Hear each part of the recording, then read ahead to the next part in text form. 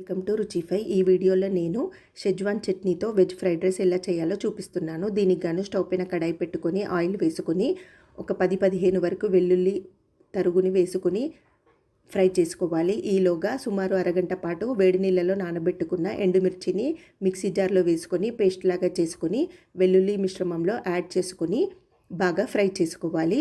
ఇలా ఫ్రై అయిన దాంట్లో ఒక స్పూన్ వరకు టమాటా సాస్, అలాగే ఒక స్పూన్ సోయా సాస్, కొద్దిగా సాల్ట్, ఒక స్పూన్ వరకు వెనిగర్ని వేసుకొని బాగా కలుపుకొని ఈ మిశ్రమాన్ని అంతా బాగా మగ్గించుకోవాలి.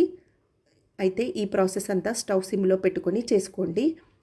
ఇలా చేశారంటే ఇంట్లోనే హెల్తీగా వెజ్ షెజ్వాన్ చట్నీ అనేది మనము తయారు చేసుకోవచ్చు. ఇప్పుడు ఫ్రైడ్ రైస్ చేసుకోవడానికి గాను స్టవ్ పైన కడాయి పెట్టుకొని దాంట్లో ఆయిల్, బటర్ వేసుకోవాలి.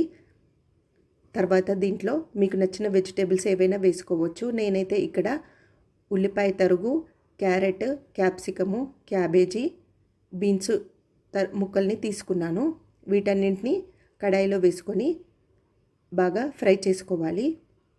వెజిటేబుల్స్ అన్నీ బాగా ఫ్రై అయ్యాయి అనిపించాక దాంట్లో మనం రెడీ చేసి పెట్టుకున్న షెజ్వాన్ చట్నీని కూడా వేసుకొని వెజిటేబుల్స్ అన్నింటికి బాగా పట్టేలా కలుపుకోవాల్సి ఉంటుంది.